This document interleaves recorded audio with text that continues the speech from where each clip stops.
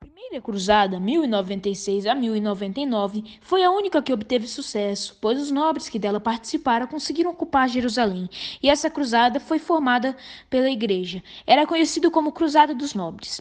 O apelo do Papa mesclava motivos materiais e religiosos. De um lado, a possibilidade de se apoderar das riquezas do Oriente, além da suspensão das dívidas e a proteção dos bens daqui partiam. De outro lado, a promessa da indulgência e da salvação das almas que morressem em combate contra os infiéis. A Segunda Cruzada, 1147 a 1149, liderada pelos reis Luís sétimo da França e por Conrado III do Sacro Império Romano-Germânico, foi organizado para expulsar os turcos muçulmanos que haviam reconquistado alguns dos territórios perdidos para os cristãos durante a Primeira Cruzada. Terceira Cruzada, 1189 a 1192, também conhecida como a Cruzada dos Reis, já que era liderada pelos reis Ricardo Coração de Leão, Inglaterra, Frederico Barba Ruiva, Sacro Império Românico-Germânico, e Felipe Augusto, França. A finalidade dessa cruzada era reaver o domínio sobre Jerusalém. Quarta Cruzada, 1202 a 1204, e estiveram presentes interesses comerciais dos mercadores da cidade de Veneza, Itália, ficando por assim conhecida como a Cruzada Comercial. Quinta Cruzada, 1217 a 1221. Cristãos de vários países europeus se reuniram em São João d'Arc para uma nova tentativa de reconquistar Jerusalém, deixando o Egito sem alcançar seu objetivo. Sexta Cruzada, 1228 a 1229, comandada por Frederico II, imperador do Sacro Império Românico-Germânico, aproveitou-se de problemas internos do Império Turco e negociou a liberação de Jerusalém para os cristãos. A sétima, 1248 a 1250, a conquista de Frederico foi breve. Jerusalém foi conquistada pelos muçulmanos em 1234, e o rei Luís IX, França, resolve organizar uma nova cruzada. Oitava Cruzada, 1265 a 1268. Durante os anos de 1265 e 1268, os egípcios mamulecos conquistaram vários territórios. O francês Luís IX retoma o espírito das cruzadas. No entanto, agora o objetivo era a Convenção de Ymir Tunis. Reis que participaram das cruzadas. A primeira cruzada não contou com a participação de nenhum rei. Nela, houve a presença apenas da nobreza. Já a segunda cruzada contou com a participação de alguns reis, como Luís VII da França e Conrado III do Sacro Império. A terceira cruzada ficou mais conhecida como a Cruzada dos Reis, por contar com a participação de vários reis, como o rei inglês Ricardo Coração de Leão, o rei francês Felipe Augusto e o imperador do Sacro Império Frederico Barba Ruiva. A quarta cruzada não contou com a participação de nenhum rei. Ela foi convocada pelo Papa Inocêncio III. A quinta cruzada contou com a participação do rei André I da Hungria. Porém, essa cruzada não teve grande relevância histórica. A sexta cruzada contou com a participação do imperador do Sacro Império, Frederico II, pouco antes de ser coroado. A sétima cruzada contou com a participação de alguns reis, como Luís IX, Carlos de Anjou e Ricardo de Cornualles.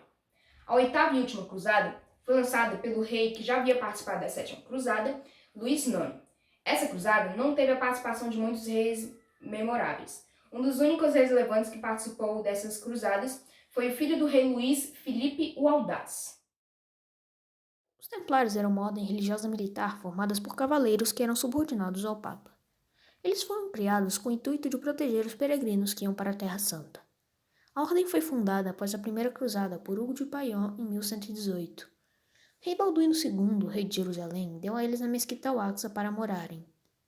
Após 10 anos, Hugo convenceu São Bernardo de Claraval sobre a importância da fundação dos Templários. Bernardo de Claraval falou com o Papa e ele se convenceu que devia aceitar a ordem. Em 1129, a ordem foi aprovada pelo Papa Honório II. Depois disso, a ordem cresceu rapidamente e os Templários estavam sempre participando das cruzadas.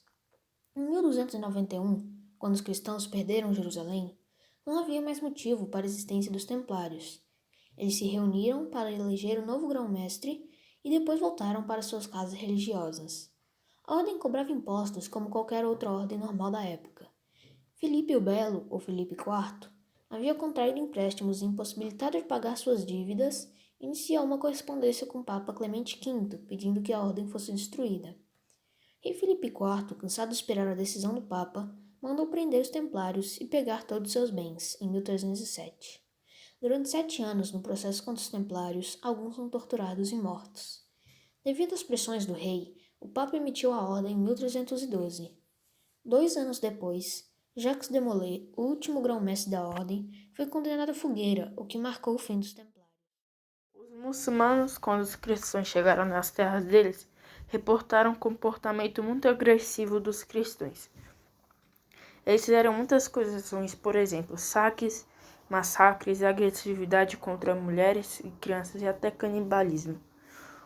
Os islâmicos ficaram irritados, pois a invasão dos cristãos foi muito pesada, eles não tinham feito nada contra eles.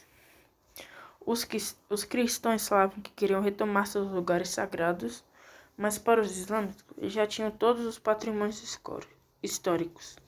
Eles também invadiram por causa de necessidades econômicas sociais, por causa do aumento populacional. Cruzada das Crianças. As cruzadas, embora não contassem exclusivamente com a participação de guerreiros profissionais, não eram brincadeira de criança. No entanto, no ano de 1212, 2 meninos que teriam liderado grupos de crianças com o objetivo de lutar na Terra Santa, um deles um rapazinho francês chamado Stephen de Clois, de apenas 12 anos de idade, que teria reunido um exército composto por 30.000 garotos, mas a maioria morreu de fome ou frio e foram sequestrados ou escravizados antes de chegar em Jerusalém. O grupo de Clois conseguiu apoio real e dirigido até Marseilles, onde encontraram 2 mercadores que concordavam em levar todos à África. No total, 7 navios partiram da França, mas apenas 5 chegarão ao seu destino.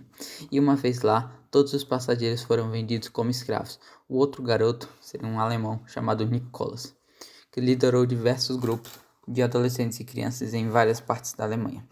Neste segundo caso, boa parte dos garotos morreu enquanto o grupo atravessava os Alpes suíços com destino ao porto de Gênova. Para piorar, Nicolas prometeu aos garotos que as águas do Mediterrâneo se abririam e o Mar Vermelho também permitindo que eles seguissem viagem até a Terra Santa. Só que o milagre não aconteceu e os planos das cruzadas acabaram morrendo.